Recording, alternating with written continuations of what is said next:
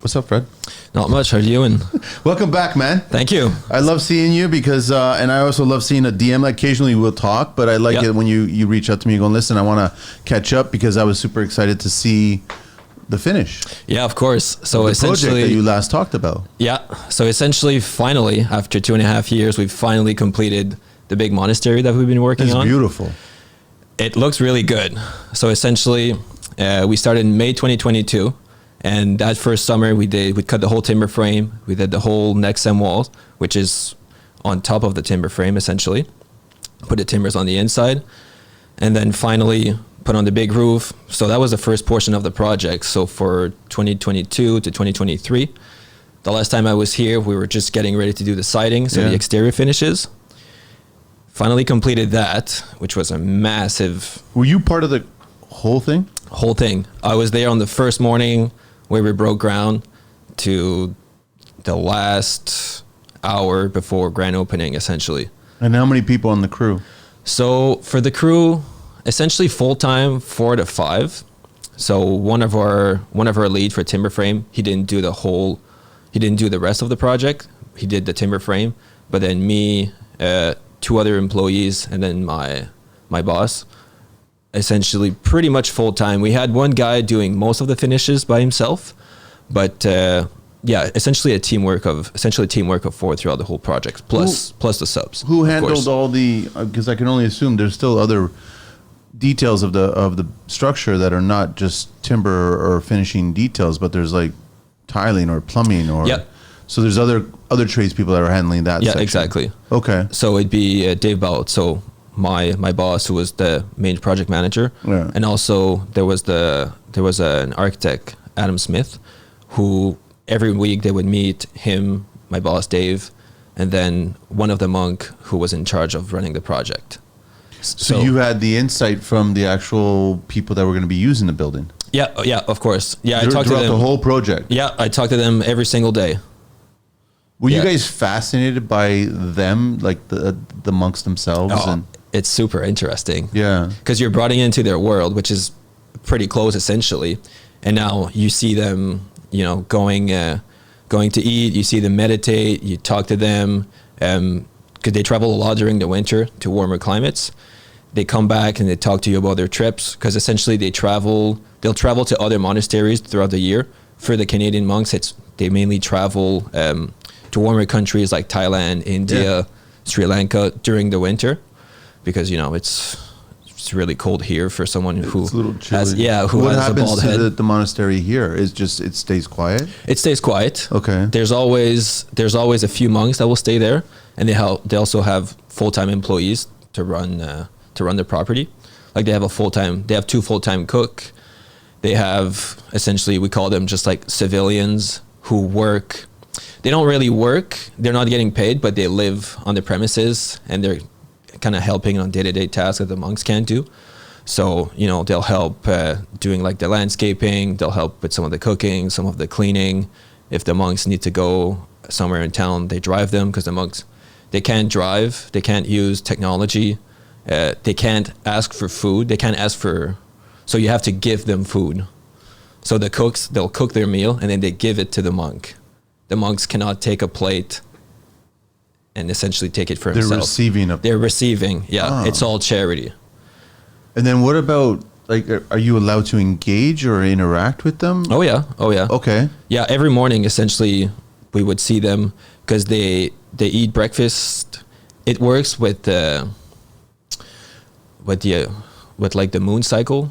Okay. So, like right now, I think their breakfast is at like 7:10, and then their lunch is at 10:45. For each of those meals, they ring a big brass bell. Then the monks will come out inside of the house where the kitchen is, take their meal, and essentially they'll come on site after, and we have a chat with them. It's like you had 2 experiences. You had the experience of building the structure, and then you had the experience of engaging with the people that were going to be using the structure. Yeah, exactly. So it was pretty like eye-opening, because you see those monks who have essentially nothing. They only have, I guess, their faith and their friends who are also other monks, and they don't seem to be needing anything else. Like, I'm not someone who believes in like vibes or anything like that, but when you're around them, you feel like just so calm and concentrated because they're so quiet, mellow, and yeah, it's pretty eye-opening. Would they look at you guys with power tools? Look at you guys with smartphones? Would they kind of glance or just curiosity? I don't think so. Okay, I don't think so. A lot of the monks are in their late 50s to 60s. A few are in their 40s. So it's not like they never saw technology before. One monk has been a monk for over 50 years. So maybe he's not so aware of some other things. But the main monk who was leading the project, whose name was Siri Meadow, so he's been a monk, I think, close to 12 to 13 years. But he missed out on the whole social media thing. So I was taking. I don't think he missed. Not aware, let's say. Yeah, not aware.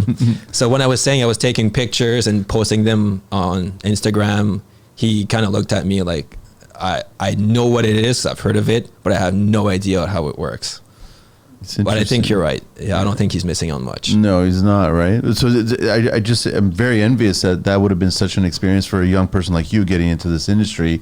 And then that's one of your pieces on your resume now of what you've experienced, right? Yeah, let's say I peaked pretty early on in my career. No, I wouldn't say that. I think there's far more. Instagram, Fred, is it Fred_Seal? No. Yes. So Fred_Seal_carpentry, right? Yes, exactly. And then any other way to get a hold of you, or?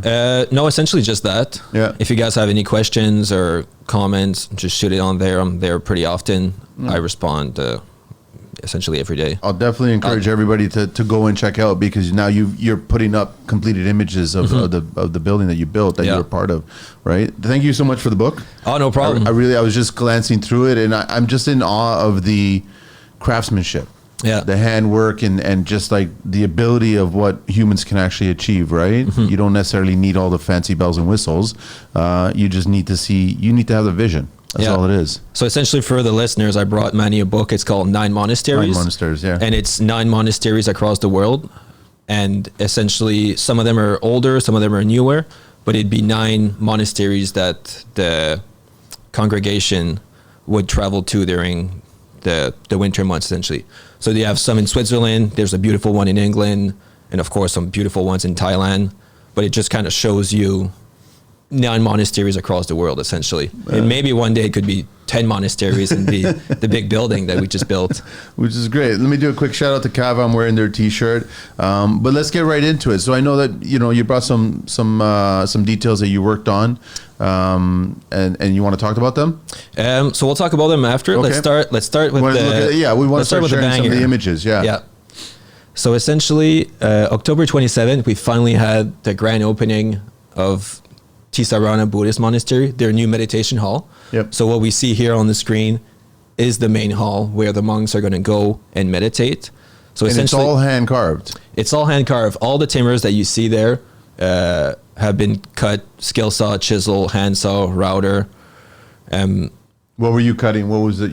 Fir? Yeah. So this is Douglas fir. Okay. That's been sanded twice. So coming from out west, essentially. Okay. Yeah, coming from out west, sanded twice to 80 to 100, and then 2 coats of linseed oil to kind of bring a darker tone. Because Douglas fir naturally is more like a kind of like a pink. It's a reddish tone. Yeah, it's a reddish tone. This is like almost orange. Technically speaking, would it stay that color for a long time? I mean, you do have some skylights there, but natural light coming in, will it affect the linseed oil? I don't think so. And the good thing with linseed oil is you can just reapply. You can just reapply. It's not like an oil it's not like a, petroleum product where you have to strip it off. Yeah, exactly. Or like a plastic, like a shellac. No, what would be the plastic one?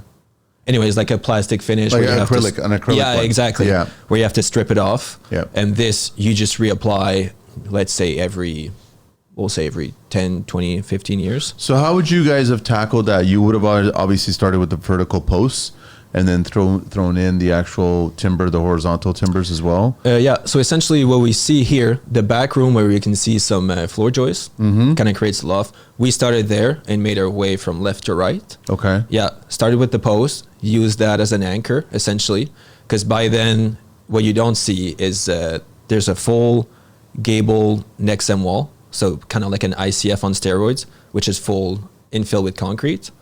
Where's that, on the back side of it? Yeah, on the back side of it. So hidden by the stucco on the inside and the siding on the outside. Interesting. Yeah. Okay. So kind of used like your thermal mass for insulation. Yeah. So now the wall is at R40 and it goes all the way to the gable end, all the way at the peak.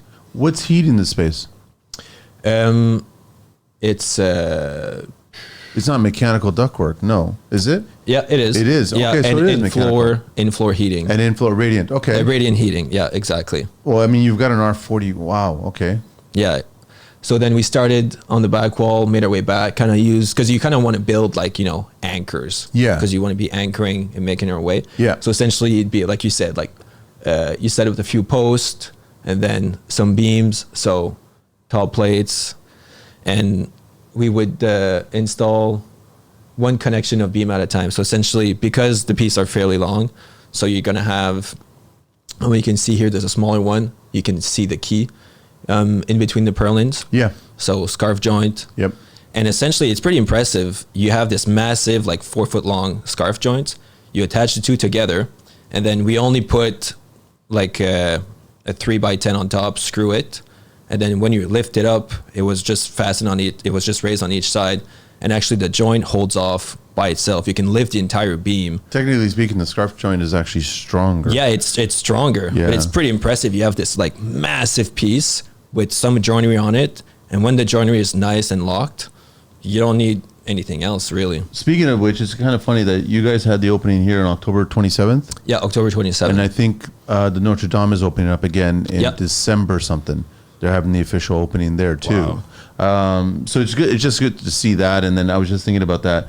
I've never seen a 4 foot scarf joint, and I'm just assuming the larger scarf joint makes it to stronger. Yeah, exactly. Okay. So there is kind of like some proportion. So the wider, so like the deeper your piece is, the kind of longer you need to be. Yeah. If you were to scarf joint some like 2 popsicle stick, it wouldn't be very long. Yeah. But the deeper your piece is, the longer you have to be. And so in this application, you did a 4 foot. Yeah. So it's a 10 by 16 timber. It looks tiny in this picture. No, it does. And I know exactly how big that is. Oh, yeah. What was the weight of it? What was the span? Oh. The span there is what? It's about, from post to post, it's about 22 feet, I think. It's, it doesn't even, you don't think that. Oh, no. You don't think that at all. Look microscopic Yeah. in this picture, essentially. But so I see. So structurally speaking, I see you got the vertical post. You're standing at around 22 feet, and then you've got the beams, and now you've got another double row, I guess, on the actual. So it'd be on the purlin. Yeah, and then they did that because of the skylights that are coming in, right? Yeah. So essentially, your rafters are coming fairly high. Yeah. And since the rafters they're pretty small because they don't need to be very big because they're supported, at your bottom plate, at 2 purlins, and at the peak. Technically, they're just preventing the roof from collapsing inward. Yeah, That's exactly, what they're doing. Exactly. Yeah. And on top of that, there's another like modern, air quote, modern frame for the insulation, for the roofing, for everything. Exactly. Yeah. And that you're basically, when it comes to this structure, you're building 2 structures in one. Mm-hmm. Exactly. Kind of, right? So, exactly. All right, that's fascinating, man.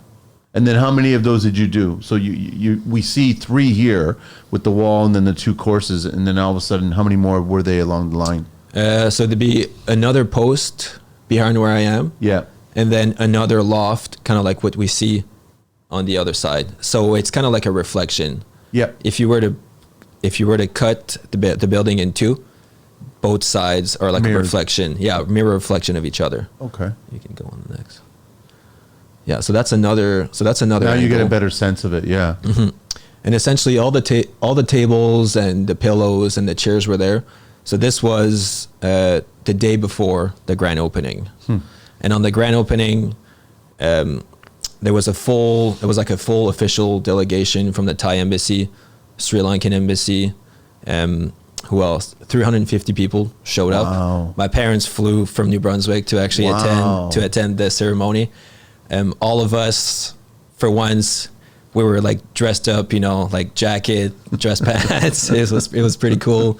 And my cousin also was there from Ottawa. Just to see it, it's gotta be a sight. And it was pretty impressive. So what you see, you kind of see a portion of the stage. So the monks are there, leading the ceremony. So talking, chanting. So a lot of chanting to, let's say, bless the building. And during the ceremony, so we were all sitting there, and the architect spoke, my boss spoke. It was pretty emotional, to be honest, because now you put in all these hours on that project, and now it's finally over. And you probably know, pretty much every time you finish a project, it's so rushed at the end. You're putting the last coat, and you have to be on another job site the next day. You never enjoy it, essentially. The client just wants to get rid of you. He's not excited about the final bill, blah, blah, blah. But you guys had the opportunity to actually absorb it. Exactly. Yeah. And the people there were so grateful of everything that we've done, because they were all supporter of the project. Some of them were big donator, or sometimes they just go and they help the monks with their day-to-day task. And yeah, during the ceremony, so they said, everybody who worked on the project, please rise up.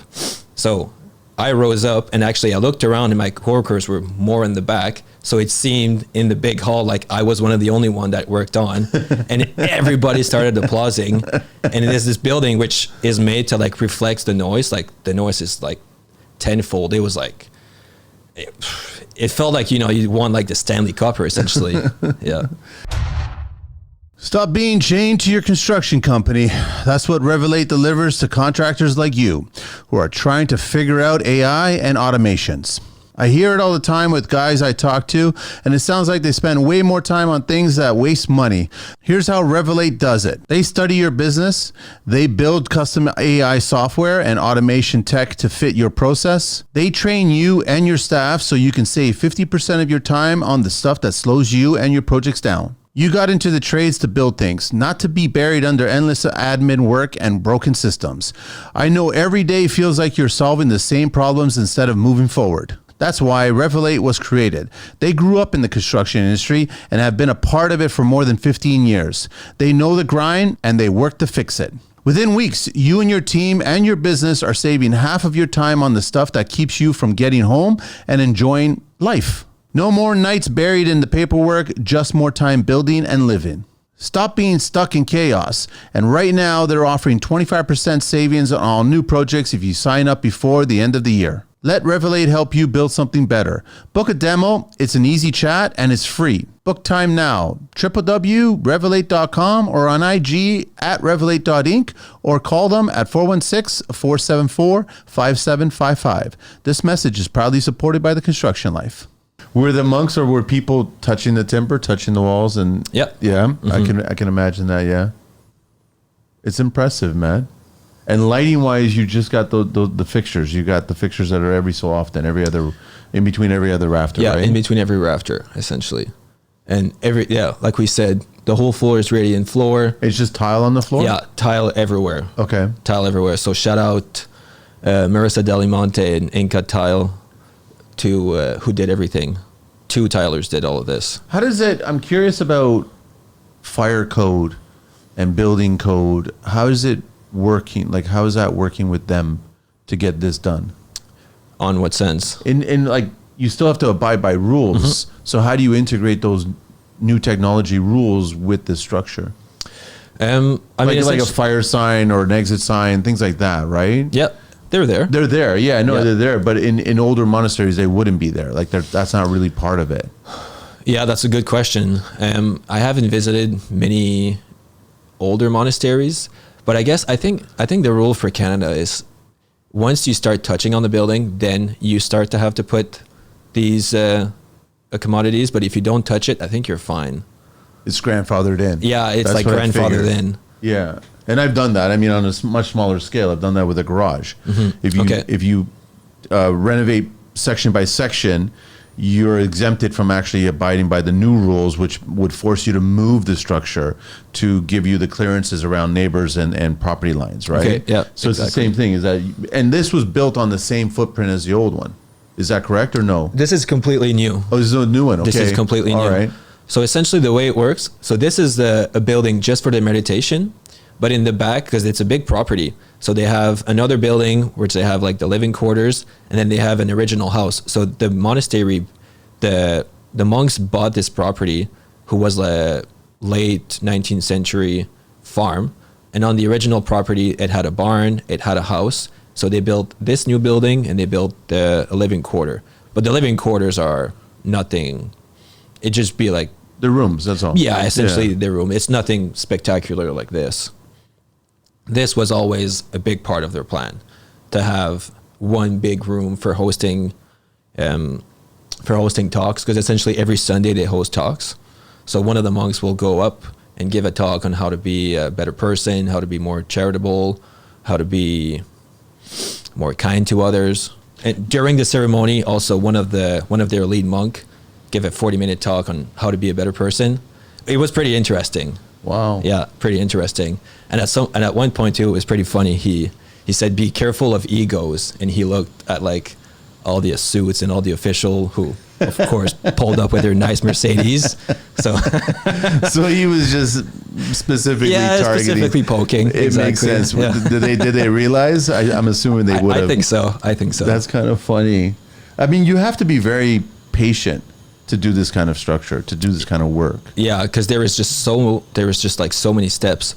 Yeah. For most, and also for like most that we did, we just took everything essentially from like almost to a tree and brought it up to a finished product. So like those timbers, they look nice and smooth, but this sanding a 10 by 10 post that's 16 foot long, who is exposed on 4 sides and who is going to be finished on 4 sides, that's like a day just for sanding just one post. Get the one post. We had one of our employee who was a bit more like the apprentice. That was his job for like the whole summer, just sanding the timbers. So me and 2 other guys would do the joinery and everything, test fit, all that stuff, kind of do the carpentry. And his job was just sanding, staining. He did everything. Did Patrick get a chance to go there? Or was he too busy? No, he didn't. I'm just curious about it. I haven't spoken to him in a long time, but yeah, no, and you finished this course, right? Yeah, so I finished this course in July, okay, which we'll talk later on. Yeah, no, that's fine. Okay. So I can go. So essentially this piece, so this is the Buddha. Mm-hmm. And for the listener, I'm showing a piece. I think it's called, I'm going to sacrifice the name. I think it's called a Shrifa. Okay. So it'd be kind of like a podium. Okay. So this is made from, it's cherry, oak, and butternut. Using 3 different species? Yeah, 3 different species. Is that on purpose? Yeah. Okay. So to kind of create some accent. So at the end of the main hall, where the monks will go and meditate, they're going to be looking at the Buddha, and that statue is made from solid bronze, 1,000 pounds. Where was it made? In Thailand. Really? And then it's shipped here? Shipped here. Specifically for this monastery? Yeah, exactly. They had it in storage for close to 2 years. Is it a monk that makes it? I think it's a factory in Thailand. Okay. Which the owner of the factory is one of their main sponsor. So that same factory built the other ornaments that we're going to talk in a few minutes. Okay. And the wood comes from where? Different parts of the world? This is local. Oh, it's local still. I think it's Bois Marron from Quebec, essentially, who's a good supplier of hardwood. What's the material in between the timber? Is it drywall? Yeah. So this is drywall. Yeah, okay. It's drywall. Kind of disappointing a bit, but essentially it should be what? Technically, it should be wood still. I mean, you could do wood paneling. You could have made some kind of like a stucco, kind of just create some texture. Or but lime plaster or something. Yeah, plaster. But when you look at it, it doesn't seem so bad.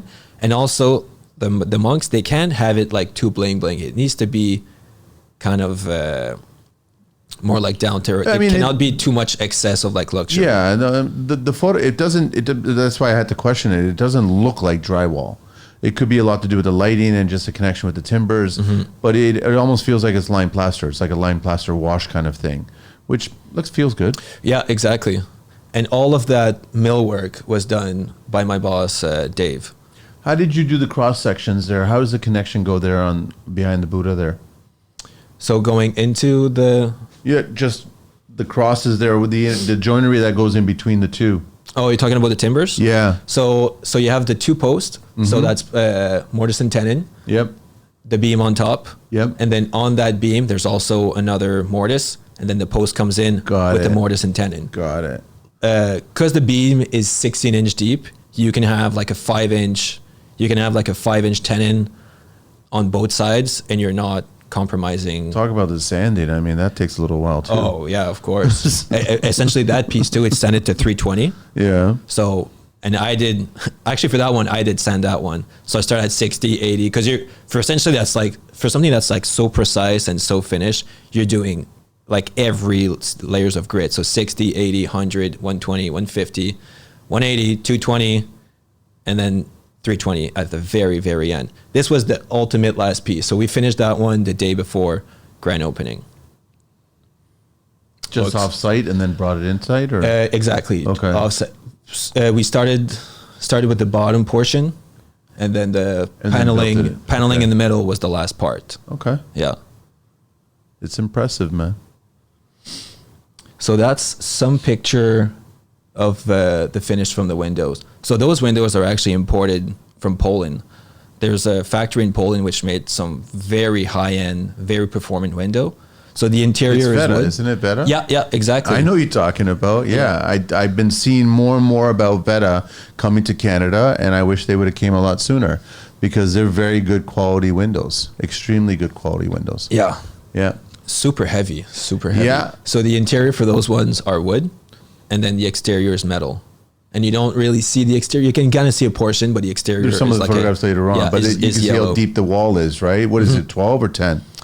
The thickness of the wall? 12. 12. Yeah. So essentially you have an oak sill, and then you have pine jambs.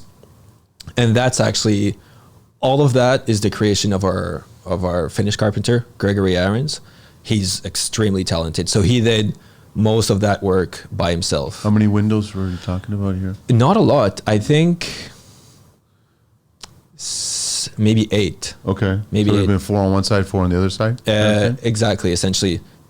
On some of the ends too. He's done the apron. And yeah, he's done the apron. It's nice because it's still a return. Mm-hmm. It's got a little bit of a hint of modernism, but it still has the traditional there. Yeah, exactly. No casing, just a rebate on the inside. Yeah. And then the mason who did the plaster went super tight, clean but on the the timber rebate. right over it looks really nice too. Yeah, it looks really cool. And you can see the key from one of the scarf joints. Yeah. It's really hard to see the scarf joints, but you can see the key. And that's impressive, man. That keeps the appeal. When you see the pegs, the key, hints of the housing, it really adds a style to it. You just know that this structure is going to be there for a very, very long time. This building is going to be there for a very, very long time. And also, when we were digging the foundation, it's essentially on a parking lot of bedrock. It's never going to settle. It's never going to settle. It was pretty impressive at 4 foot deep. Just this almost perfectly leveled too, just massive sheet of bedrock. Was it just a concrete slab on grade? Yeah, essentially. That's it, right? Yeah. So there's no foundation, there's no basement, there's no that's none it. of that. Yeah. Yeah. So essentially you have your foundation wall going to that, and then slab on grade with radiant heating. Nice. Mm-hmm. So details now. So yeah, we're on to the smaller details for the listeners, and this is a portion parallel to the main hall. So you have the big main hall, and then you kind of have this corridor beside it with the porches. So for those of us who are going to go on Instagram, there's a portion where you can see has a lower slope roof. It has 2 porches on the end. Yep. And this is where you enter. And we're looking at 4. There is a Thai name for that, but there's a niche. It's called technically a niche, yeah, but it's not really a niche, right? Yeah. Essentially, it's 4 niche, and then each of them has those are all it's famous people in the Buddhist tradition. Are they bronze as well? Yeah, bronze as well, smaller statue. And what's the wood? Are we still pine? Is that the idea? On the upper is pine, but it's oak on the bottom on the sill? Exactly. Same idea. Okay. So the same material as for the bigger. I'm liking that rabbited frame. I'm liking how clean that looks. Yeah, it's really nice. It brings, instead of having a big casing, which also looks nice. Yeah. Once you have something like that, you can kind of shrink everything down, and it creates just enough detail that it's nice. I'm gonna have that in my house. I think. Well, I was just gonna say, I guarantee you, because you know how Toronto has just become the way it's become. It's just minimalistic, and they just want, no casing anymore, no nothing. But I'm loving the idea of putting a clean apron with that minimalistic look on the casing side of it. Yeah, exactly. I think it looks sharp. This could be in a modern house. Yeah, this could look very good. Very, very much. And also, it's a bit of craftsmanship too. Like it'd be fun to install. I mean, it's no. How were the miters done? Are they mitered or are they jack? No, I can't see. I can't. No, tell. it's a butt joint essentially. Butt joint with a biscuit. Okay. Oh, Yeah. really? No miters. No miters. Miters are hard, especially when you're using actual wood.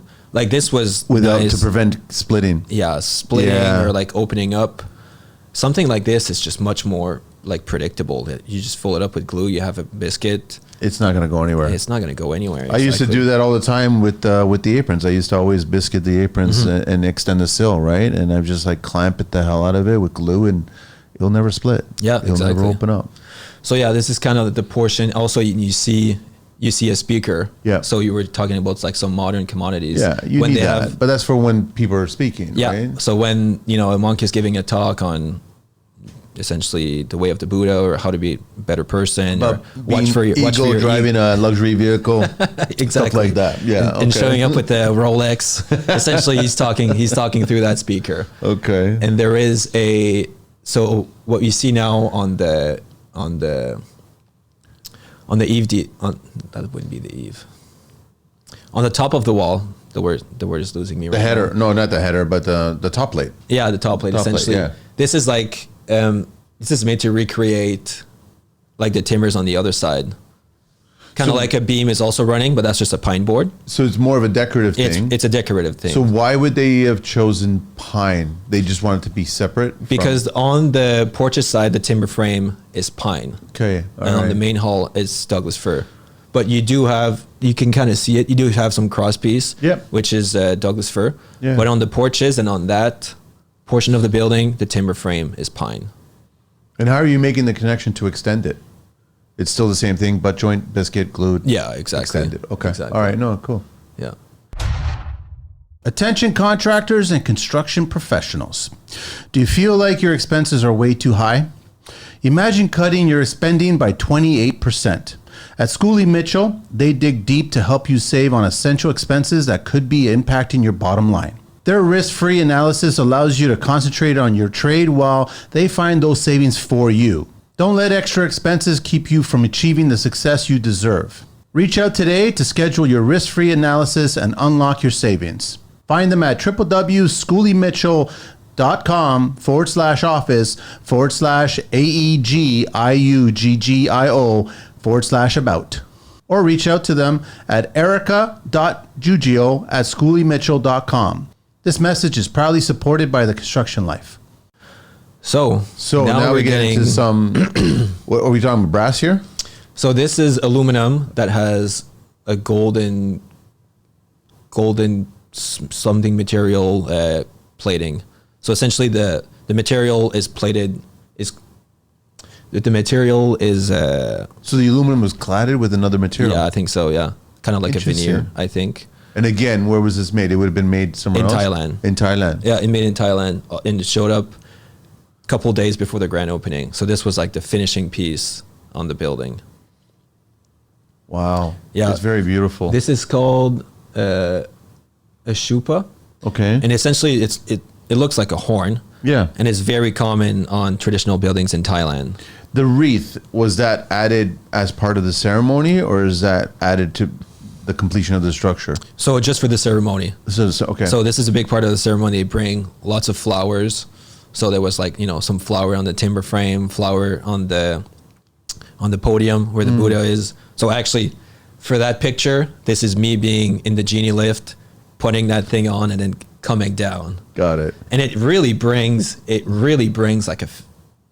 like a wild aspect of the building, because I've never seen a building in Canada that has something like that. I'm sure there might be. Well, we used to see maybe it like around Vancouver or something like that. But more the turn of the centuries, the 20s, the 30s, the 40s, you had these details that were put into buildings. We've lost all these details now because how big is that? How big is that horn there? Is it about 2 feet?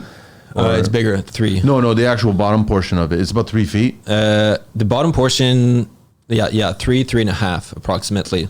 But see, like, and you're going to show us other details too. That's what really caught my eye. It was just a mix of just the cladding, the exterior cladding, the roof metal, and then these little details here and there that added so much to the building. Yeah, and essentially, once you look at the exterior of the building, it's not so complex anymore. But every small little thing is like just enough. Yep. So you see here, there is like a barge rafter made from.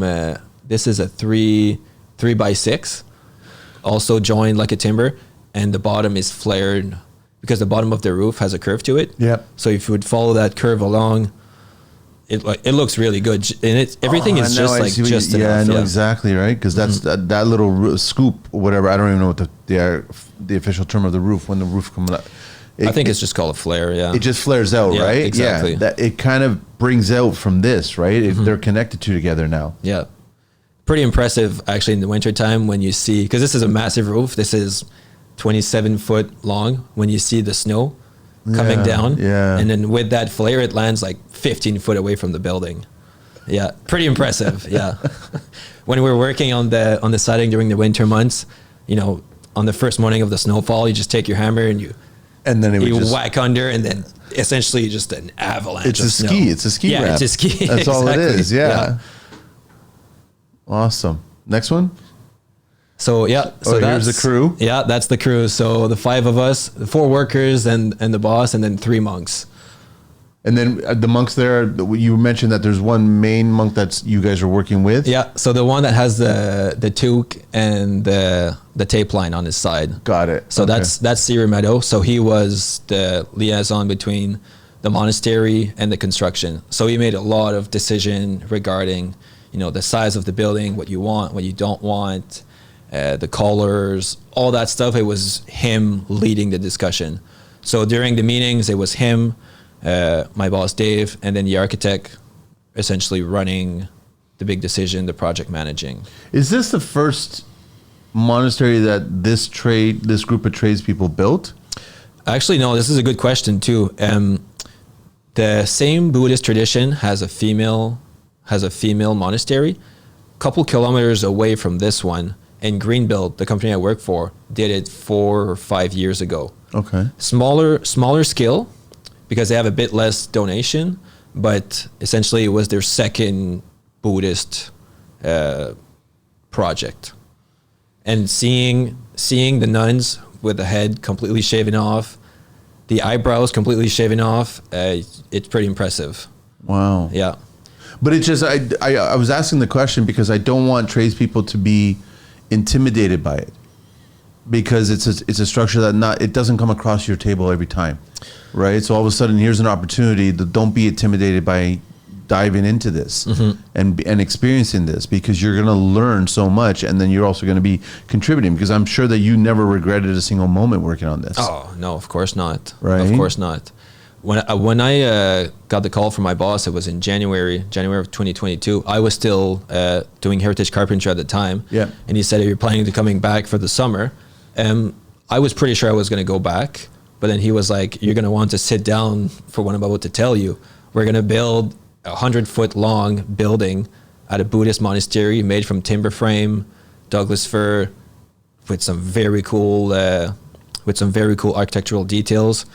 And then I said, 1.3 seconds later, I said, "All right, sign me up. I'm in." What about the admins, the architectural side and the engineering side? They've done it before, or was this one of their first projects? I think it was also one of their first projects. Okay. Yeah. I'm not for the architect. Like, I know him, pretty well, but for the engineering side, that part I'm not really sure. Okay. I've only seen the engineers once on site. And I was way up on the roof, and it was just, oh, that's the engineer. Okay, yeah. All right. They made the appearance. Yeah, they made the appearance. That was it. So the two other monks. So the tall one he came all the way from England to attend the grand opening. Yep. And then the one on the right with the kind of like the more lighter tone robe. Yep. He just became an official monk a couple months ago. So when we started, he was wearing a white robe, which means he's like an apprentice. So he just joined the order, Now he's a full-fledged monk, and we attended his ordination ceremony during the summertime. He's actually all the way from Mexico City. Learned about this monastery online, took a flight, and then said, "Yeah, this is for me," and joined. Now he's living there, full time. And he's traveling with them too. He's traveling with them. So we attended his ceremony. It was pretty emotional because his parents were there from Mexico, can't speak, English, French, none of that stuff. And they were at the ceremony, and the parents have to give like the robe to the apprentice who are now becoming a monk. And the parents were like, of course, crying. It was pretty, and he was crying too. It was pretty emotional because it's like such a big change of life, essentially. Yeah. Now you're essentially saying no to like all the modern commodities, and you're taking this life of poverty, essentially. But once again, you talk to him and you're like, he's not doing anything wrong. Like, so positive, so nice, so kind, so calm. Like, it's pretty eye-opening. Like, I tell people, like, take really a minute to think about it. Like, I know the way they live. I don't think I would want to be living like that, but just knowing that, all the stuff that you have, like, you don't need it to be happy. Nope. No, and this is also me saying that, driving like a nicer car, and I like nice things and watches and all that stuff, but like, you don't need none of that stuff, really. So you learned a lot on that side as well. Yeah, definitely. As the construction side, right? Yeah. So you can start in this image, you can actually start seeing some of the details that were on the exterior, right? So essentially it's horizontal siding, Cape Cod siding. Yep. And then over the windows, all that detail is, so you have a bit of crown molding, some pretty traditional details for some little details, but I like them. They're still minimalistic and they're clean. A lot of reveal. Yeah. Play with a lot of reveal. It's almost little. I like the steps. The steps work really well with the cleanness of the actual siding itself. And I told you again, I love that green. Yeah. Yeah. And then you can see the exterior of the window, of the Veta window. Yeah. So now the interior is wood, the outside is yellow, and it kind of looks like a John Deere tractor. So it's orange and yellow. Yeah. A little bit. But Yeah. Yeah, but no. It looks nice. It looks really, really sharp. Yeah, it looks like a pyramid made from the same material as the horn. Is that only on one side or on both sides? Just on the exterior. Just the one side. Just on the exterior. So again, that was made in Thailand, and the shape of it, is it a traditional shape? It is a traditional shape. So this would be a recreation of a Thai roof for some of the original Buddhist temple. Yeah. So if you Google stupa on Google Image, what will come up is actually like shapes of roof. This is like taking a roof, you slice it in two. Yeah. You stop kind of like the projection, you compress it. Yeah. And then you put it on as a gable accent. And again, same material as the horn. Same material. So came from Thailand in a big box, and with some Thai writing on the box, using like different head screws to fasten the box together with weird size of nails. It was like opening essentially something from space, like pretty much. How are you installing that on site? How does that get affixed to the structure? Okay, so it comes with a full size plan. What you do, you take the plan and you scotch tape it on the gable, and then it's gonna say exactly where to drill for the anchor, and it comes with like a big bracket, kind of like a skeleton. Yeah. So then with your holes that you've just drilled using a full scale plan, kind of following a bit of principle of stereotomy, essentially, you pre-drill your hole, you put on the skeleton, GRK or lag bolt directly on the siding, which we had planned for that. We had put more blocking in the back. Oh, so you already knew this from the drawings and the discussions that this was coming. Yeah. Okay. Yeah. And same thing for the stupa on top. Yes. There was blocking on the roof to accommodate for it because we didn't know how heavy it was going to be. This is really light. This is like 50 pounds, but it's pretty flimsy because it's not made from like a thick material. But once it's on the skeleton, it's really strong. So essentially, you fasten the skeleton to the gable end, and on it there's like some brackets, and on the stupa itself on the back kind of has like some dovetail. So once you slip it on and you drop it in, it locks in tight. It locks into place. So you just have to make sure you're like a half inch above the top of the window.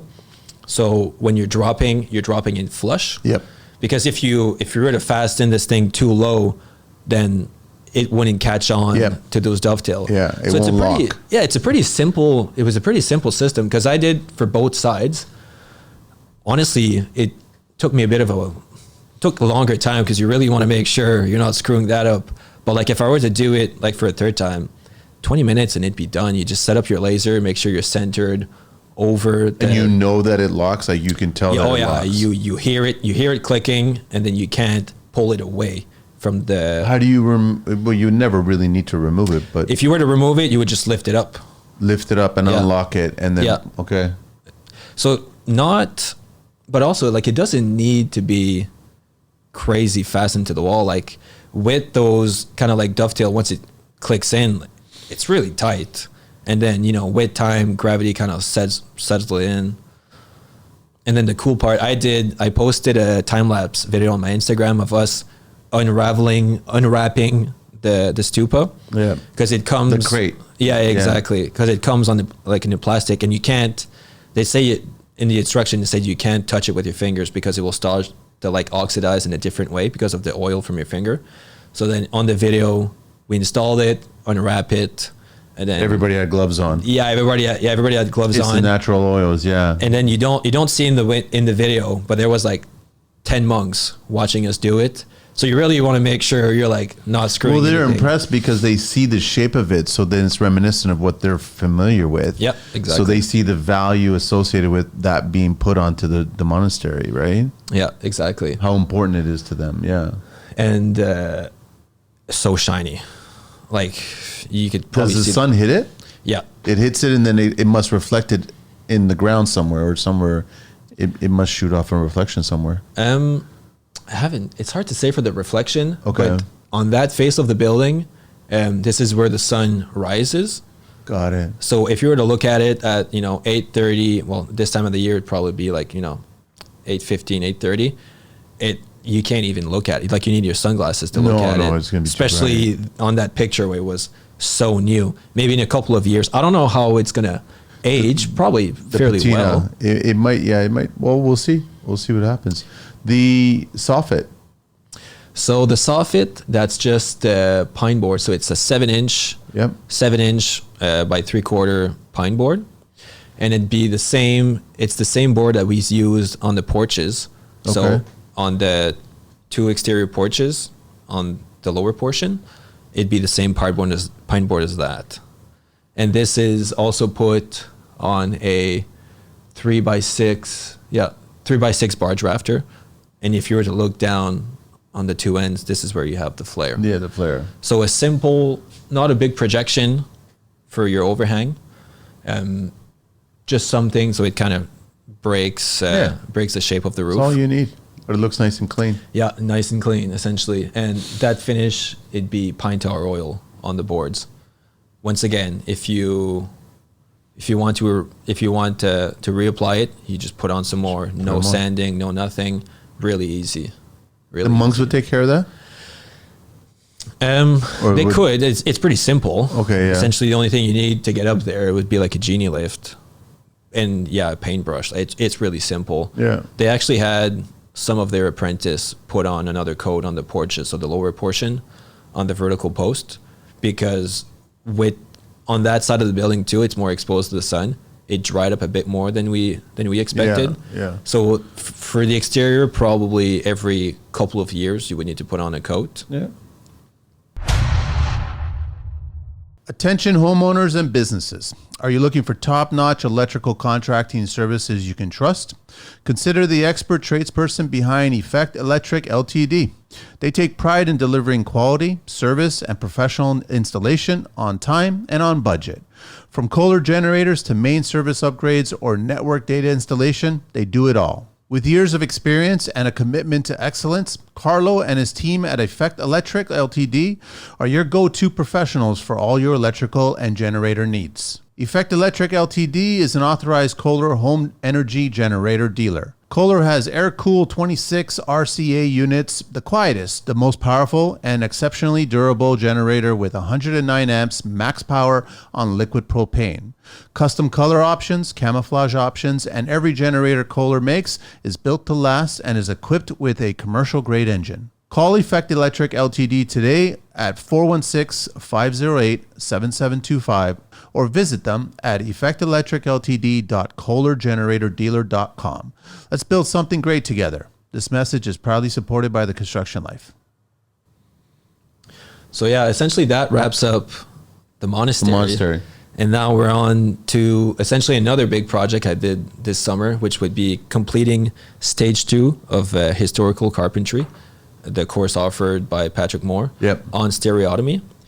So essentially what we're looking at right now would be your final project for stage 2, which is a full scale roof.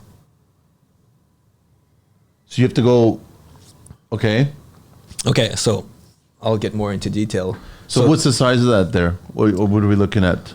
It's about it's a meter 20 by a meter 20. So let's say 4 and change. Yeah, 4 and change by 4 and change. Okay. By about 5 foot tall, essentially. So essentially during that course, you're learning all these smaller little details, like the 2 models I have here. Each of those models during your course, you build about 9 or 10. Each of those models has a portion in that main structure. So for this model here, the one I'm pointing at, it would be the sloping top plate, which we see really good on this picture. There, yeah. Okay. Sloping top plate that also angles in another way. To just have a bit more of complexity, why not? It has a lot more complexity just by adding that slight angle to it. Which by adding that slight angle, you're creating compound angle, yes, which then you need stereotomy to resolve. So for the listeners, on my 2 previous podcasts, I talked about this technique called stereotomy, which is a way of breaking down geometry on a drawing. And then from there, it gives you your exact angle and length. And then from there, it's the only thing you need to then trace, to just trace your angle. And on this full scale model, you see I've traced the drawing on portion of MDF. Yep. So essentially my plan is on the floor. So what do you have there? You have, is it 3 sheets of MDF? It's a 4 sheet of 4 by foot. Yeah, okay. Yeah. So for something like this, because you could make the drawing much bigger, but you have to like condense it. And it's also one of the tasks, because when you're drawing on the sheet of paper, that's a meter by a meter, which is your standard A1 size for drawing. For a small model like this, you can have more room in between your elevation to just have like more of a visual break, because otherwise it looks really condensed and it's really hard to see what is what. Yeah. But for something like this, I did the math and I would have needed like a 16 by 16 floor, which then you would need essentially like a full garage to trace. And then it would become just so much more hard to create parallels and perpendicular, because so much of this stuff is just creating parallels between elevation and perpendicular. So where those 2 intersections are going to go, they meet. You create perpendicular. So on a sheet of paper, when you just have a big drafting square, super easy to do. You just put your square to that face, trace a mark, and then your line is about, let's say, 20 centimeters. But to create a perfectly perpendicular line on something that is 4 foot long, and then you also have to reach another elevation that is 6 foot away. Wow. It takes a lot of time, and you cannot be off. So what I use for that, on some of the smaller stuff, you use a framing square, works really well. But on some of the bigger pieces, like the elevation for the hip, which so much is joined to the hip, so much perpendicular measurements are joined to the hip. Yeah. So I took essentially a laser that does your 90 degree, like something you would use for tile. Okay. But with that, you think it's simple, but every time you're moving, you're shifting off your square. So making like a perpendicular line could take like 5 or 6 minutes for each of those lines. So it's really time consuming, but are you allowed to use any tools? Oh yeah. You can use anything you want, essentially. Okay. Well, I'm curious, what were you graded on this? So essentially, you're graded on the drawings. Okay. You're graded on the quality of your build, so how tight the joinery is. Yeah. Essentially, also if you follow like the proportions, kind of the finish on it. It's not like I didn't receive like a 90% mark or something. It's pass or fail, essentially. Yeah. But all of those small little things. Also, how clear is your drawing? It's accumulation of all the details that exactly require a pass. Yes. Exactly. So if you challenge yourself too, that's the thing. Yeah, and this was a challenge. The biggest challenge I've ever had in my life, and I built this essentially like after work. So you have your full work day. Essentially, your mind's already fried. Yeah, your mind's already fried. Like I did this in June where it was like a hot stretch, and I was building it in a canvas tent that had a floor, like wooden floor, just something flat. It wasn't really big, but it would get so hot during the day in that canvas tent. Like you can't even breathe. Then I would have to bring like my big fan, and also I've worked 8 hours on the roof outside, and then you're adding on like another 2 hours of that, and like you are so focused for something like this that sometimes like I would cut the joinery and you notice like you have a headache, but just because like you're holding your breath for like to make sure you're like not screwing anything up. Yeah. Like doing 2 hours of stereotomy is like essentially you're as exhausted as like you're running a marathon or something. I believe it. And especially for that, like when you're working on your model, like for me to screw up this piece, it's really hard to like. It's really easy to just cut another one. It's a tiny piece, it's a 15 millimeter by 40 millimeters deep. But that, like, this is an order. Even though they're not big timbers, you have to run to the store, which I went at the wood source in Ottawa, which is in Manatic, which is an hour away from where I live. So anytime you make a mistake, you have to run up there, and it's just time and energy you don't really have. Can't just go to Home Depot. Yeah, exactly. It'd be nice. No. It'd be nice. What was the most challenging part there for you?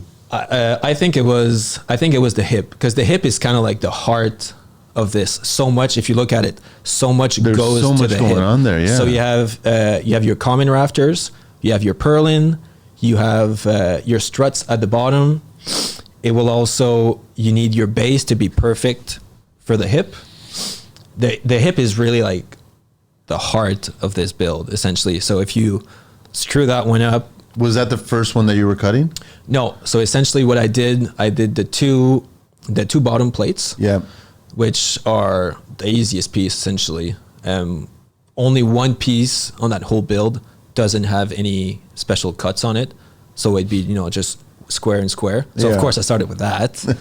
Had it first. Yeah, I had it perfect on the first time. Like, you got to get some wins. Yeah, exactly. And then I worked on the post. So the king post has some angles. So on what you can see, actually you can see it really well on this model. Yeah. So it has the slope of this elevation. Yeah. And also have the slope of this one. Elevation, which are two different angles. Of course they would be. Yeah, right. Exactly.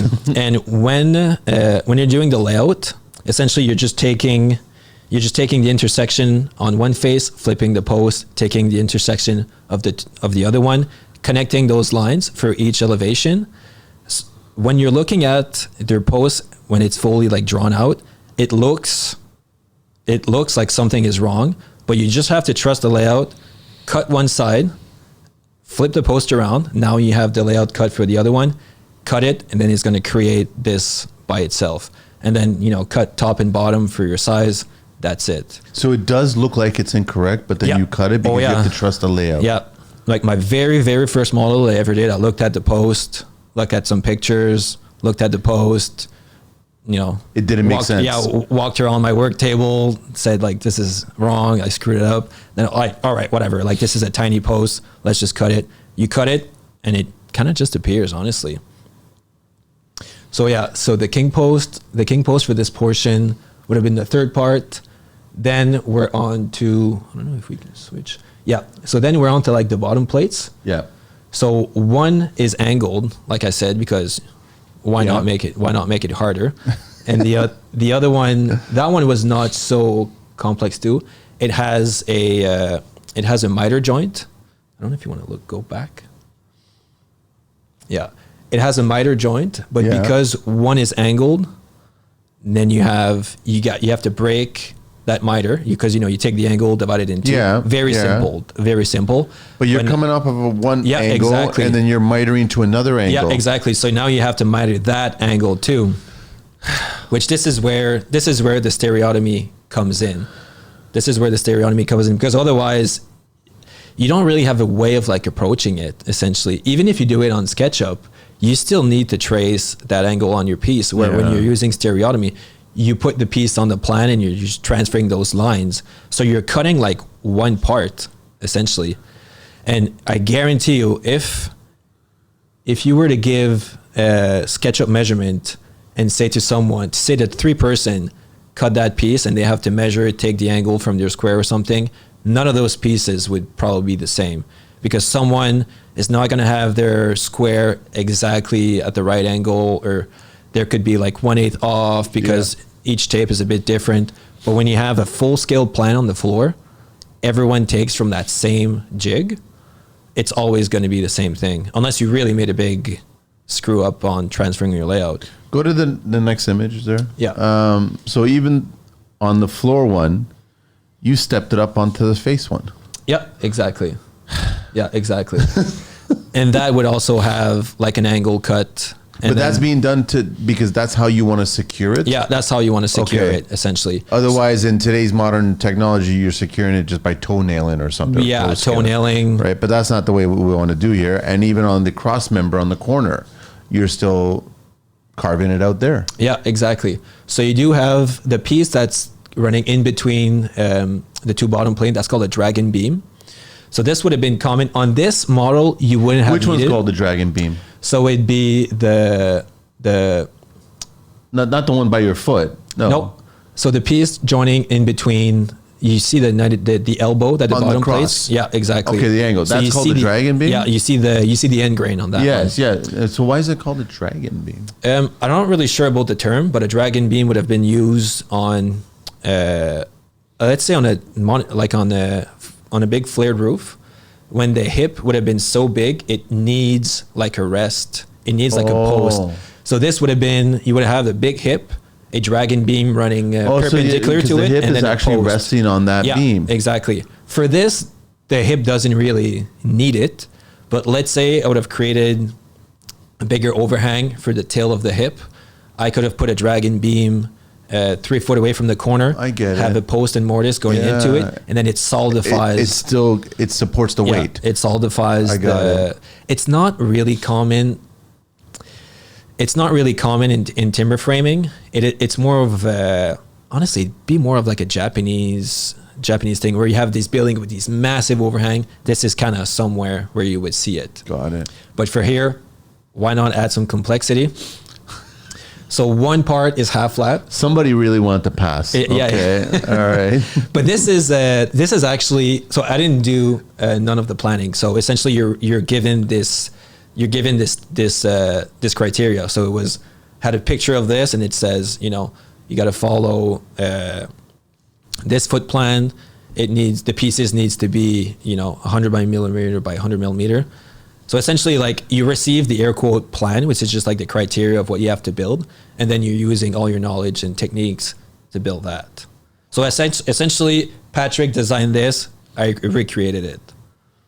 So he gave you the sketch, and now you've built it. Yeah, exactly. And when you're looking at the criteria of what he's giving you, there's not a lot.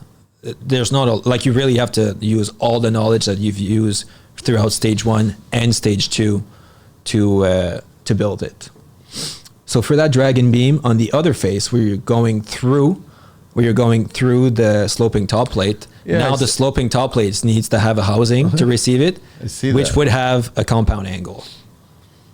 That's a challenge. Once again using stereotomy for that. But for this, I was pretty sure I could do it, but what I used also story sticks. So where your dragon beam is going to go through because you have it on your drawing. Yeah. the sloping top plate was already cut. So just to make sure I had all my joinery figured out.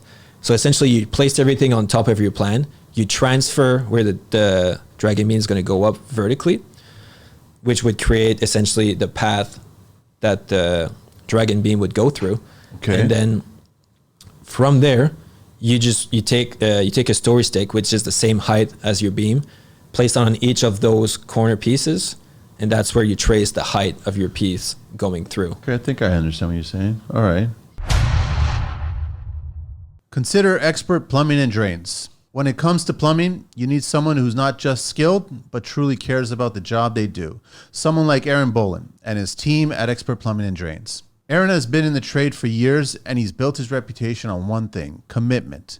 Commitment to his craft, his crew, and most importantly to you, the client. At Expert Plumbing and Drains, it's not just fixing pipes, it's about delivering the best possible service every single time on every single project. So whether you're dealing with a leaky faucet, a stubborn drain, or planning a full plumbing overhaul, Aaron and his team are ready to tackle it all with skill, integrity, and a passion for excellence. Need help now? Call Expert Plumbing and Drains at 905-531-4111. That's 905-531-4111. Or visit them at www.expertplumbinganddrains.com and on social media at Expert Plumbing and Drains Canada. Experience the difference of working with a team that's dedicated to getting the job done right. Because at Expert Plumbing and Drains, your satisfaction is their top priority. You can also email Aaron directly at aaron@expertplumbinganddrains.com. Expert Plumbing and Drains, where expertise meets care. This message is proudly supported by the Construction Life. And also, another probably one of the most challenging part was, I think it's the next picture. Yeah, this is the foot. This is the foot of the hip. Okay, so I'm just trying to wrap my head around it. Wow. Not the cleanest cut. Well, that's my first question: is why do you have that sliver there? Or so okay, the one that kind of looks like a bird's mouth. Yeah, that's made to rest on top of the dragon hip. Yeah. So because the footprint of that hip is so big, you're going over the dragon hip. So you got to create that carve. So that's step number one. And then when you see kind of like the arrowhead, yep, that's to land and rest inside of your two bottom plates. Yep. Kind of like, and also that's following the same angle as the mitered bottom plate. And it does, right? Yeah. So you have to trace that. And then because on one side, the top plate slopes up and away and an inside, then you have to trace that angle on one side of the hip. And then on the other side, you're lucky. Oh. It's just going. What's the easiest part of that hip? The backing angle.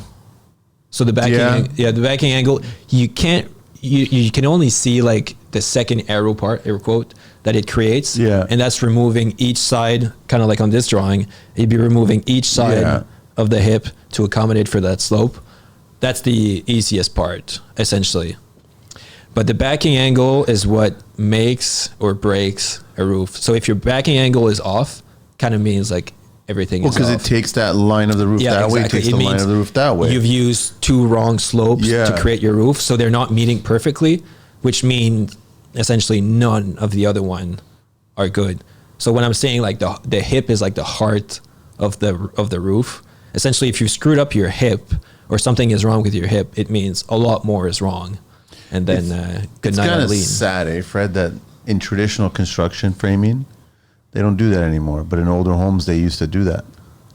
Yeah, essentially, like I've done a lot of stick framing before moving here, and there's like not even a hip. It's it's two rafters or whatever put together, and then the sheathing is what creates. Yeah, the and angle, you're like infilling in between those in between those two trusses. Yeah, and oftentimes, like I'm sure there's some houses that doesn't even have that, you know. But I remember demolishing some of the older homes, and they did make that cut. Yep. I mean, they had no choice. Essentially, if you're using a timber, if you were not to make a backing angle, you would have like 4-inch going past each side of the roof. The only way you can get away with it is using dimensional lumber, and it's called a technique called dropping. So you were to take what you would take that same amount that you would remove from your hip, and you're going to remove it on your seat cut. Okay. So taking that parallel line that you're removing from your hip, Yeah. you're going to remove that same amount on your bottom. So it's going to drop. So essentially, your sheeting is going to come and touch just the exterior arris of your roof, kind of leaving like a bit of a hollow on top. Yeah. That'd be the only way of doing it. But for something like this, if you were to sheet the roof, then you would just see on top of the hip, kind of like essentially just but a it's void of a solid triangle. material right on that entire hip. But when you back the hip, which to me is the only way, essentially it's the right way, then your sheeting can go right up to this middle arris and then miter and meet the other section. Technically speaking, you would have to miter the sheathing, and then it can miter the other sheeting. Yep. And when they join, you've got solid lumber throughout. You got solid lumber. You have a like perfect clean line to meet that. Where when you're dropping, essentially you're taking a step away. It's much faster. It's much faster. So, I mean, I get why some people are doing it. If it's going to be covered, it's not wrong, but it's also not really right at heart. It's impressive, man. Yeah. It's extremely impressive. So this would have been, honestly, like you said, the easiest part would have been to cut that backing angle. And I could probably do that. I'm sure. It was just one pass on the table saw. Yeah. But because it was the final thing on that hip, you're kind of like holding your breath, and you're like, this is not the time to have like a kickback. No. What's the next one there? Okay. So now we start seeing more details of that. Yeah. So essentially challenges. Yeah. Holy. So that's the small king post that would support your sloping top plate. So you see the sloping top plate sloping up and on the inside too, and you can see on this picture the dragon beam with it's compromising this one, the dragon beam. It's connected to it as well. Exactly. And for this one, because you're angling away, you're kind of like crashing through the post at an angle where you see I mean, I could have cut that piece off. But you see the slight angle. You see the slight angle that it's at. Just slight angle. Because what is that? What is that? Like 2 mil to what? 3 mil or something? I think it's 1.5 to 3. Also, that one too, like it's a very brittle cut. I use my Japanese saw. I could have done it with a skill saw, but once again, if you have a kickback, then it's gone. Then it's gone. And with your hand saw, you can really take your time. Once again, holding your breath and having a headache. Very, very good detail. Wow. And it really creates like a look to the structure. Yeah. And on top, I could have. So wait, I'm assuming on the other side you have a similar sliver, or no? No, because there's no king post on the other side. Okay. Only one top plate slopes. Got it. The other one stays on the horizontal plane. And just to fasten that, I just put in GRK. Yeah, just to hold it. I could have, like some people, because you see on the online portal that Patrick sends you, you see the work of other students. And essentially, he's going to show you the 3 best models. And what some other students have done is like every single of those connection is mortise and tenon using oak and stuff like that. I don't understand how they didn't. There's some talent out there. It's nuts. Yeah. I don't know how many hours they've put in. This was a lot of hours, but some people went absolutely. But you're allowed to use the mechanical fasteners, yeah. right? Oh yeah. Okay. Exactly. For something like this, where you're fastening top coming down, it really makes sense because the screw is going to bring everything tight. Yeah, it does. And also in medieval time, they would also have used fasteners. Not a lot, because one nail was extremely expensive because you needed blacksmith to fabricate it. But they would have used fasteners for certain things. They would have used fasteners to nail jack rafters to the hip. Yeah. Where you have that cheek cut. Yeah. You can do joinery, but it's really hard and pretty complex. Or you can just put 2 massive hand spike, and then it holds essentially. that's another challenging part. So what we're looking at right now, so under the main rafters, it's the part called the struts. So the struts would come in and kind of like as a brace from the post to the rafters. Okay. And then, of course, on this one, the strut coming from the hip is actually going to the post as well. So you kind of have to create kind of like a bird's mouth. On two different angles. On two different angles. On two different planes. On two different planes. So the right word is the bridle joint. A bridle joint would be something like this. Yeah. Kind of like essentially if you were to look fast at it, it looks like a bird's mouth. But also if you really want to do it right, each of those two on the exterior, they also need kind of like a miter. They need a portion of it removed. Yeah. So when you're looking at it, it's like mitered on two different planes too. So it's really complex to do. It's a reverse hip. Mm-hmm. It's a reverse hip. But it has two neighboring components on two different angles, meeting them at the corner point of the hip. Exactly. Holy cow, man. So the way to attack this, essentially you use a technique called the footprint. So the footprint is essentially where a piece would touch the ground. So for something like this is the footprint. Yeah. So when you're laying out a plan view, you look at the footprint of where it's touching here and where it's touching here. And for the struts, if I were to put struts on this portion, it'd be coming, from the bottom of the post to here. Yeah. You would just extend that footprint, and then you see where those three intersect. Where they intersect, once again, you report perpendicular on their respective elevations. Okay. And then it creates height of where they're going to meet. So you're going to create height on that post of where it's going to meet based on the footprint. So essentially from that picture there, imagining they're going past my structure onto the floor. Oh, I know you're talking. Yep. Okay. All right. And essentially where they're joining at the same elevation, that's where it needs to be on the post. So it'd be like taking... So you got to visualize this as if you're removing the post and you're continuing that follow through. So if you were to take like 3 laser lights... Yes. It'd be where those 3 laser like essentially meet and create like one point. If I were to take a laser pointer from this hand here, on my other one running perpendicular, and then on this hand running at a 45, if I were to shoot it and they would create like a solid beam, this is where they would intersect somewhere along the way. And this is where they have to meet on the post. And that's how you figured it out. Yeah. And then that's where they intersect on the post. So now you know where it is. But then you have to create the joinery for the hip strut. The two on the other side is just it's pretty simple. Once you figure out the center Once point. you figure out, you just go on your elevation and you trace where they intersect with your main rafter, and it's a square cut. Really simple to do. But for the hip strut bridle joint, this is kind of where it gets interesting. How did you secure that? The middle, the bridle joint. You can't see it on this picture, but later on I went and I just put in a small screw. Okay. Yeah, a small screw. Okay. You could have done, I guess the two on the exterior could have been mortise and tenon again. I'm sure some people have done it. There would have been a student who probably would have done that corner mortise and tenon. Oh yeah.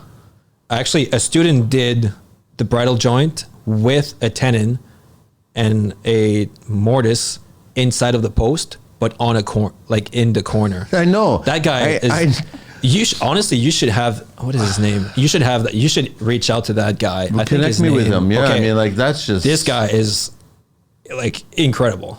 Like, I don't know. He must be on another level. Like, I can do this stuff, but it's just kind of like where I peak.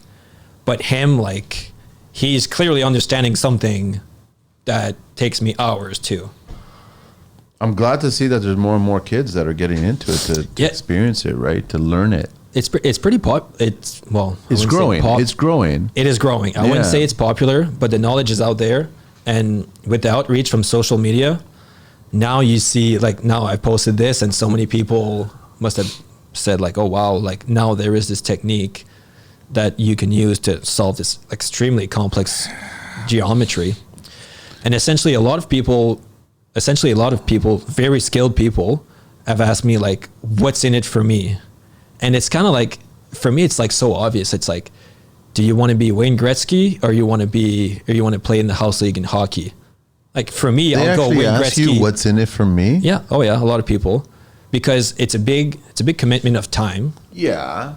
It's a big commitment in just a lot of people too. Like, it's the wrong question to ask. Yeah. A lot of people are like so attached to their ego. Like if they take on this project and they've learned that they don't know as much as they think they do, a lot of people, like, they can't stand it. Me, like, I know I don't know this. Well, then I don't know it. Like, no, you'll figure it out. I'll figure it out. Like, it has nothing to do with my ego for that. But a lot of people have asked me, yeah, what's in it for me? And it's kind of like I said, like, do you want to be the best that you can be? And when you can solve all these very complex things, when you're approaching another like simple geometry thing on a job site, it looks so but easy. Imagine what you can create with what you've learned. Exactly. What you achieve, right? It's not a matter of you just, in the beginning, you're reproducing what others have done, and then you're trying to perfect it, and now you're trying to excel it. That's all it is, right? That's what's in it for you. Exactly. Yeah. If you can look at it that way, right? And it's for you, for your project, where you, on the last post that you did with Patrick, you were talking about a structure, kind of like the umbrella thing. The umbrella. Well, essentially, you could use that technique very well to do it. It wouldn't take that much like learning to do it before. Essentially, you essentially just need to grasp kind of the concept. Yeah. And once you have the concept, and what's good with this is someone will see something like this, and you're going to see the entire thing as being complex. But once you break it down piece by piece, it's not so complex anymore. Not complicated. Kind of like, and the same is for the same is for construction. You see a house, and some people who are not aware in construction are just going to see this massive thing and get intimidated by it. But for us, we see the foundation, we see the walls, every stage, every stage. Yeah. This is no different. You're just breaking down geometry one step at a time. Challenging though. When it comes to spray foam and blown-in insulation for your next project, there's no better team than Mohammed and his crew at Foamit. With well-educated, skilled installers, Foamit doesn't just get the job done, they do it right. They take the time to properly estimate and educate you on every aspect of your project, ensuring your building envelope is airtight and energy efficient. As leaders in the industry, they bring a deep understanding of building science to every job, making sure your project stands the test of time. But don't just take their word for it. Past clients constantly praise the quality of work and professionalism of the Foamit team. From homeowners to large-scale contractors, feedback has been overwhelmingly positive, with clients appreciating their attention to detail, the thoroughness of their crew, and the results that speak for themselves. At Foamit, they pride themselves on building lasting relationships through exceptional service, reliability, and the commitment to exceeding expectations on every single project. Whether you're insulating a new build, upgrading an older property, or tackling a commercial project, Foamit is your trusted partner in achieving energy efficiency and comfort. They understand the importance of getting it right the first time, and that's why so many clients return to them for future projects. Connect with Foamit today. Reach them at 416-893-8712 or 647-961-9777. Email them at mohammed@foamit.ca or visit them at www.foamit.ca. Follow them on Facebook, Twitter, Instagram, and LinkedIn to see their latest projects and innovations. This message is proudly supported by the Construction Life. What's the next one? Okay. So we're taking a bit of a break from the complex joinery. So this was our project in the meantime of when we had just completed the siding at the monastery. Yeah. So essentially they work, like I said earlier, they work by phase for budget. So they'll receive X amount to do X, Y, and Z. And then once that completed, oftentimes there was a small break. And in those breaks, we would have other projects. So this is a barn that we've done a lot of work on. We redid the main door. On the last podcast, I talked about working on the timber floor and adding some braces. I remember, yeah. So now the clients wanted essentially like a facelift, like putting Botox on your barn essentially. So we stripped away all the old How old is this barn? Some portion are late 1800s. Oh, wow. And I think got some the age. newest portion of the build would be 1950s. So on some of the timbers, you'll see they're axe grind, they're axe hewn. So meaning when the tree fell and it's essentially a log, you're taking an axe to make it into a timber. So this is sign of essentially pre sawmill, or the carpenters were too far away from a sawmill and you're just using that technique. Yeah. So when people in the city, when you enter like a brewery and they say like, oh, this is a barn beam, if it has those marks, Then it's a true barn beam. It's a true barn beam. If you see a mark on the side, kind of like a semicircle at every, let's say 2 or 3 inch intervals, means it was sawn. So it means the log was taken from the field into a sawmill, cut to a specific dimension, and then brought back into onto the job site, which is how essentially every beams are cut these days. Which at monastery, this is how it was milled, essentially. Not wrong, just a modern version. Yeah. But before, essentially, the carpenters would chalk 2 straight lines, and then with an axe, you chop down the excess, flip that log around, do the same thing to your specific dimension, chop off the excess, and then you take a more precise axe, and then you do the hewing. So the final hewing would be the equivalent of like sanding it down. You bring it to a very specific measurement, and once you're good with it, you can be extremely precise. And you were talking earlier about Notre Dame de Paris. Yep. Some portion of the trusses were hand hewn. So the exact same way they would have done it 800 years ago. They reproduced it. They reproduced it. Yeah. And you see, there's some really good video online on YouTube of seeing the carpenters swing their axe. Those are men. It's impressive. Those are men. It's impressive, man. Essentially swinging what looks like a Viking axe at timbers for 10, 12 hours a day in the heat. You know, you want to earn your wage and your donuts. Here it is. So essentially for that, What are you using there? Pine? yeah. So those are just 2x10 planks. Yeah. And then if you want to go on the next one, yeah, essentially, so we stripped it so it looks like that. So essentially, you're fastening to tie beam, top plates, bottom plates. Would it have been shaped like that middle beam there? Would it have been that? I guess it's called the girt there. Yeah. Would that have been shaped when they axed, or was that over time that it created that way? This is how the tree would have looked. Okay, the tree would have looked that way. So Okay. for something like this, because essentially you're taking, so for the listeners, we're looking at a picture of the barn. So essentially one of the bends. So you're seeing the structure of Yeah. it.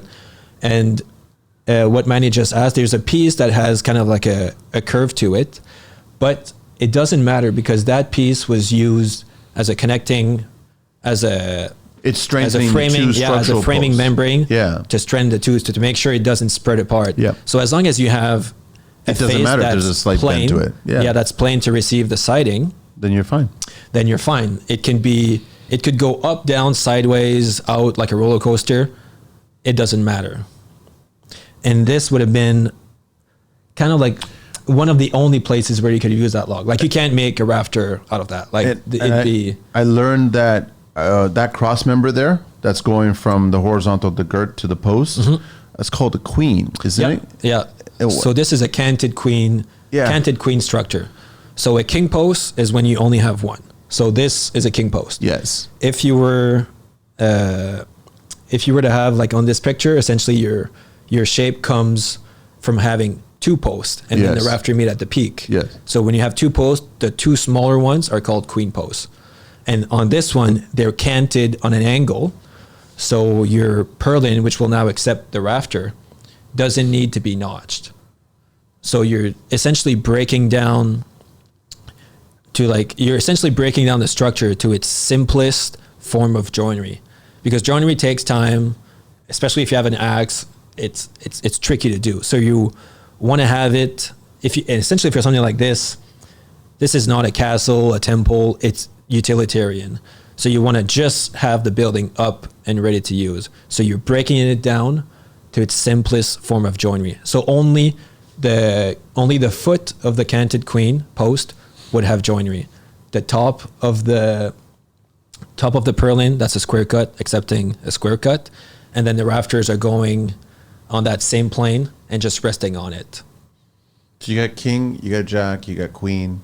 Yeah. It's a deck of cards. It's a royal. You're going back to colonial. Right? Yeah, that's actually. all it is, right? Yeah. And then on that picture too. Look at that. All right. Yeah. Then you have the braces. The next one, no, is it? Yeah, you can go on the next one. Yeah. So this is the interior. Wow. So you can see. How big is this? It's massive. Yeah. It'd be about the ceiling. I think it's about 20 foot from that floor, but we're on the first floor because the property is on a slope. Is on a. So it's stepped. Yeah, so it's step. Okay. When you're looking at the back of the barn, it'd essentially be like 3.5 story tall. So here you can see. It's huge. You can see the queen post. So one post on each side. Yep. And then the one in the middle would be, it could be kind of the king post. And then you see the rafter landing up at the ridge. Yep. And it's taking the weight there. It's taking the weight. Okay. So this is pretty similar to what we would have built the monastery. It's very similar principles. Yeah, very for sure simple. it is. Yeah, very simple principle. So essentially, you have post, beam, braces, and then because you have the brace pretty extended from the post, essentially it kills it. It like propels the span of the beam further away. So essentially, the beam is only spamming, air quote, maybe 3 or 4 feet. Essentially, it's not spanning very far because it's supported on the post, supported on the brace. So it's only inflection at a very small portion. This is why it was up for so long. Is that all fur? This is a mix of everything. Okay. So when you look, repaired over time. This has been repaired over time, Okay. and actually on some of the timbers, you do see it's pretty common for a building to have used pieces from other barns. So on some of those posts, you'll see like a mortise that be like at the bottom of a piece, and you're like, so they're just someone either really screwed up, or got really hammered, and decided to cut. No, they're reusing. Or it's reusing. So some of those timbers essentially have a lot of mortise at different places.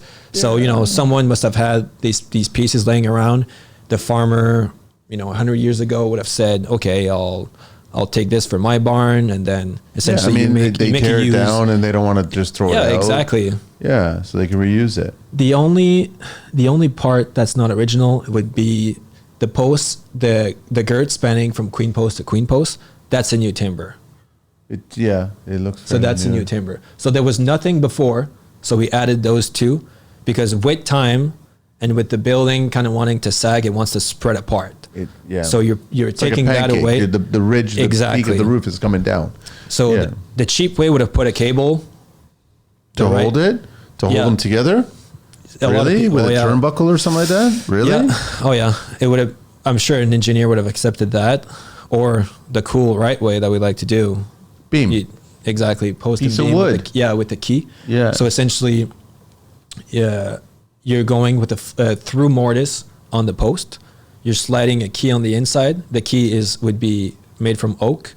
You're creating a recess on your timber like you see here. Yeah. And then you just drop the beam in place, and then you drill through the key, put on your peg, drill through the post, put on your peg, and now everything is locked. That'd be the way to do it. Are you finished this one? Or you so this this got completed. This got completed early May. So before like final push on the monastery, this was our transition. This was our transition project. So now it has a new door. It has 2 new gable end details. Well, essentially just new barn board, and a lot of the timbers have been fixed. A very time. What was the damage? Time consuming. What would have been the damage to the beams? Would it have shifted over time or? Not really shifted. A lot of those projects, like the foundation, it's not really good. Like the sill is like too close to the ground. Yeah, it looked like a stone rubble. Yeah, exactly. Like the drainage is not really good. The foundation is always like those buildings are like so well made, but it always seemed like the foundation is always like what's lacking. So it would have just been with time, essentially from having animal and the humidity that comes from it, from having hay, from having, you know, critters coming in. Essentially, you're taking a building that's not closed in and you're just leaving it to the element. Like after time, it just takes. It's not designed for that. Yeah, it just takes a beating. Essentially, what is extremely durable, but has its limit too. If you would have taken that barn and essentially wrapped it in plastic, then it would have been as good as it is new. But because, you know, like you can see from that picture, like there's holes. There's holes on some of the old siding, and the floor birds is can just come planks. in. That's all it is. Planks. Planks on what? They would have been. There would have been timbers. So timber logs. So essentially a log that just the top got hewn. So just a flat surface. And it's still exposed as a log underneath. It's still exposed. So the two sides would have been rounded. The only part would have been also hewn would have been the part where it's resting on the wall. That's been flattened. So once again, you can use, you don't need to hew the four sides because only two sides, essentially only one side is getting used. The two ends are also getting used, but then that's it. The metal can be whatever. But it's just a crawl space underneath. It's not an actual basement. Just a crawl space. And essentially, because you're using only the top of that log, the bottom of the log, one can be 14-inch deep, 15-inch deep. You don't have to be uniform. Yeah, exactly. No. You're using a technique called the French scribe. So essentially, you're taking imperfect material, you're leaving it imperfect, essentially, and you're just making one portion good. So very common for rafter, very common for floor, also very common for like girts, even with brace. That's why you can see, oftentimes you see like a brace from a timber frame, and it's like essentially they're just taking a tree. Yeah. That has like a specific shape to it and then making it a brace, because the middle doesn't need to be anything. You just need your two ends to be at a precise measurement with a precise angle. That's it. The middle can be whatever.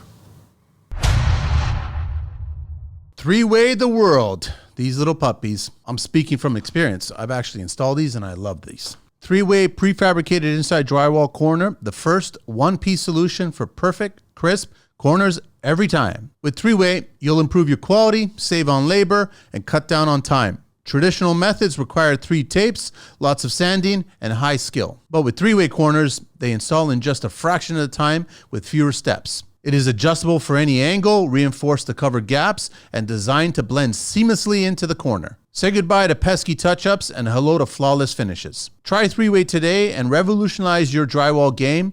Perfect corners every time. To purchase or check out some how-to videos to see the installs in action, visit threeway.ca or connect with them at 306-514-3768 or drop them an email at threewaytheworld@gmail.com. Connect with me, TCL, and stop by the studio and get a free pack on us for anyone to try. And trust me, I'm telling you, you'll love it. This message is proudly supported by the Construction Life. Yeah. So what we're looking at right now, essentially two trusses. So this would have been a set of 3 trusses that our main timber framing lead, Justin Edge, from Studio Joinery, who's now, he used to be an employee from Greenbuilt, now has its own thing, its own project. So a client asked him to do this, but actually to use essentially the full scope of joinery, full scope of real timbers, but to use it to put it as an accent detail for a gable end. So he's reproducing something that... Essentially, well, he's creating something that now is getting used as a decor for like a gable end detail. What's the wood there? So this is Douglas fir. So on the picture that we're looking at right now, one got stained and one is still fresh. So he's produced 2 of them? Yeah. Three in total. Yeah, 3 in total. So the third one was essentially behind me on the picture, and essentially using the full traditional scope of, mortise and tenon, through mortise, king post, on struts. A curve, on a peak. Yeah. So actually for this picture, I only helped on specific parts of the joinery. Most of it was cut when I got in, but we raised it together, essentially assembled it. What's the peak? So how wide is it here? 12 foot. That's 12 foot. 12 foot. So it goes up to about 6 or 7 feet? Yeah, essentially goes up to 6 feet, and it's a 45 degrees, so at 12. So essentially on this, you have a king post that has a, it's not a bridle joint. It's, so essentially the middle of the post got hollowed. Yeah, it's actually, it's a bridle joint. Yeah. It's actually a bridle the joint. middle of the post has a carve to accommodate both rafter pieces or section. Okay, I got it now. And then on that, essentially you could either put a peg. If you have a big king post, you could put a peg. Or from there, you can actually screw the two rafters together on it. And now joined to the post, it kind of like sucks everything together. I'd rather do a peg, no? Wouldn't it be better if it's wood? On that picture, you can't see it yet, but it's been pegged. It's got a peg, okay. Yeah, it's got a peg. Honestly, for most of what we do, oftentimes we'll still put a screw because it just brings everything tight. Then you peg it, and then if you want to take the screw out, then it doesn't need to be there anymore. It's true. Yeah. Or all the pegs, they're mostly oak, aren't they? Yeah, they're all oak. Yeah, okay. They're all oak. Yeah, I've been noticing that a lot when I was talking about timbers and stuff. It's just everyone's always using oak. Yeah, so essentially in theory, you want your peg to be stronger than the wood you're inserting into. So this is Douglas fir, very strong wood. But still is soft. It's still a soft wood. And then white oak is essentially it's a hardwood. It's the king of the wood, essentially. So they would be white oaks, not red oaks? Yeah, it's white oak. Okay. Yeah, white oak.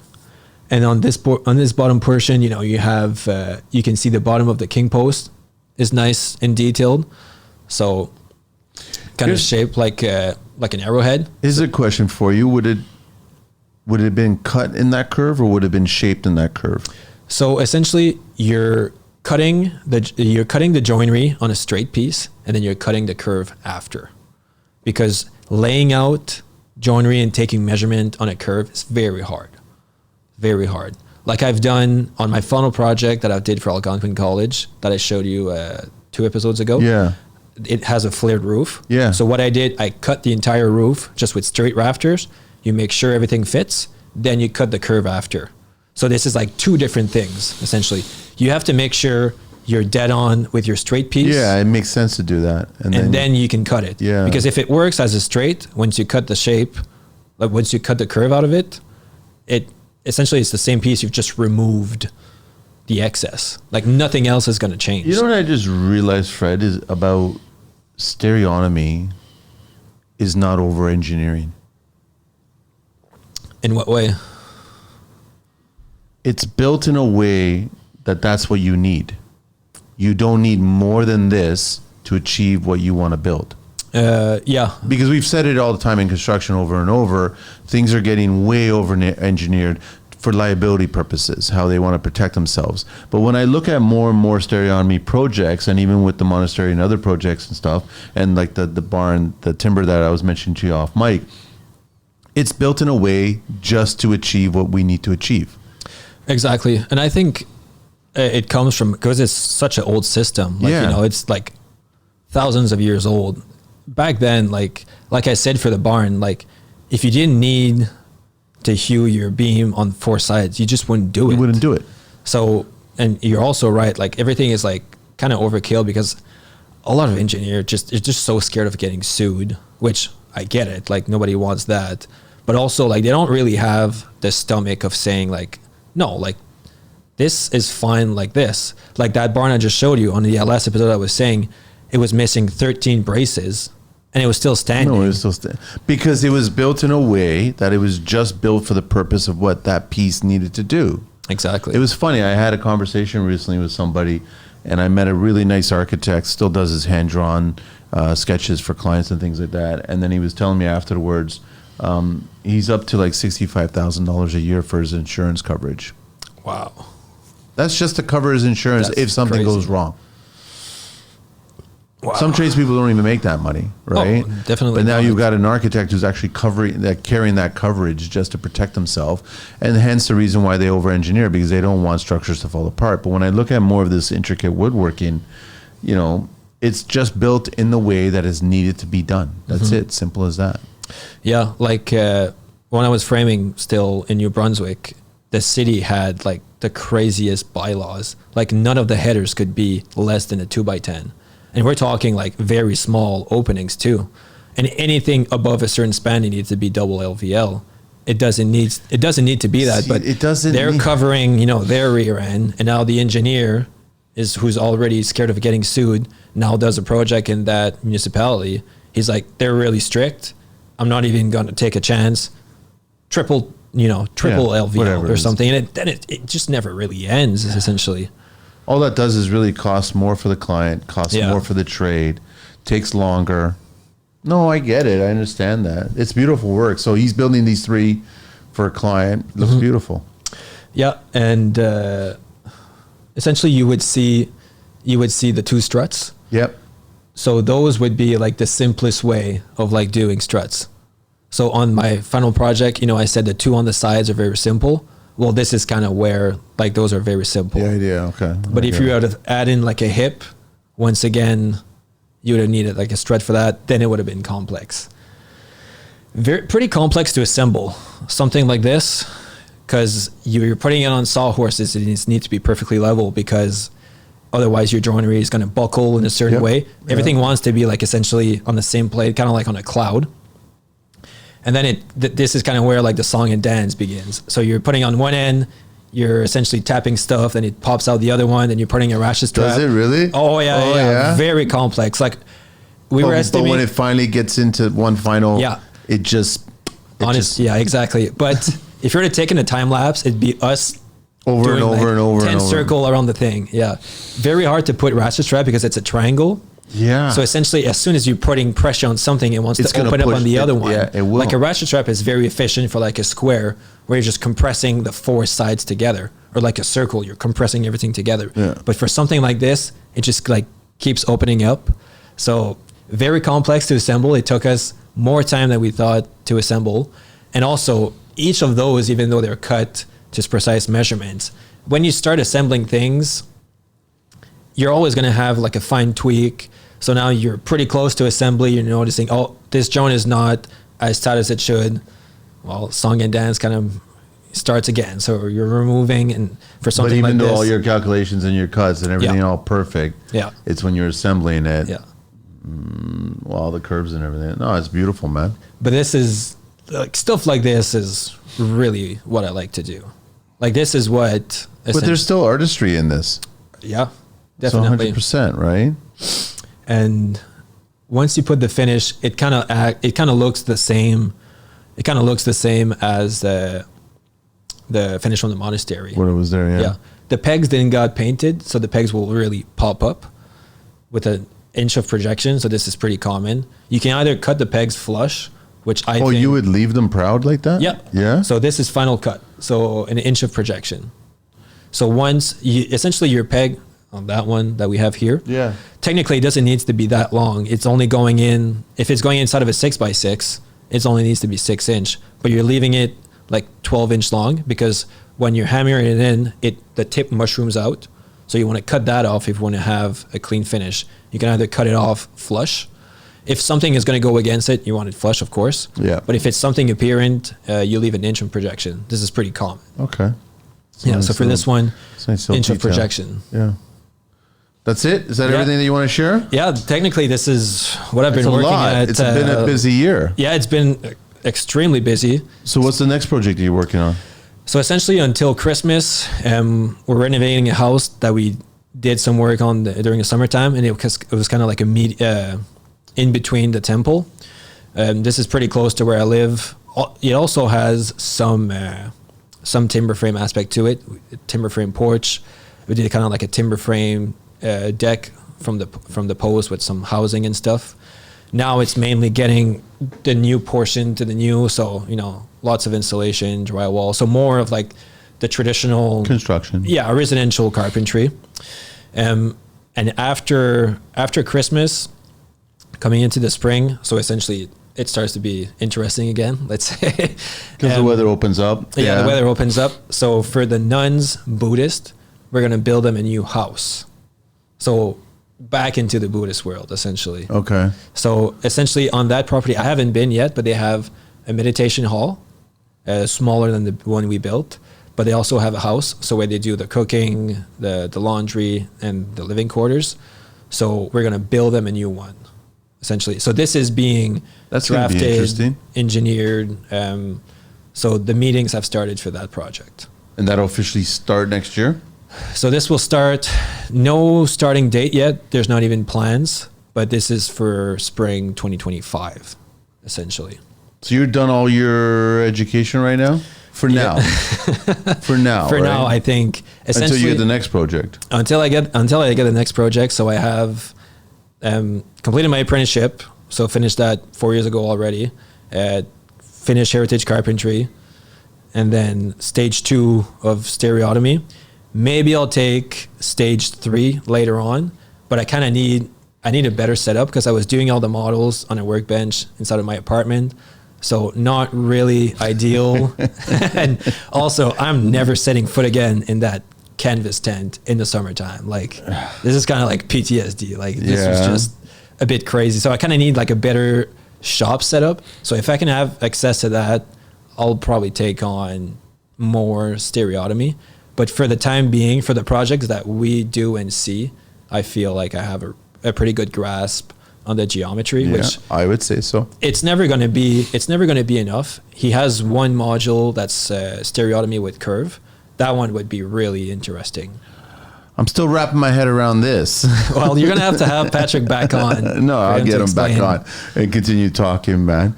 Absolutely great, man.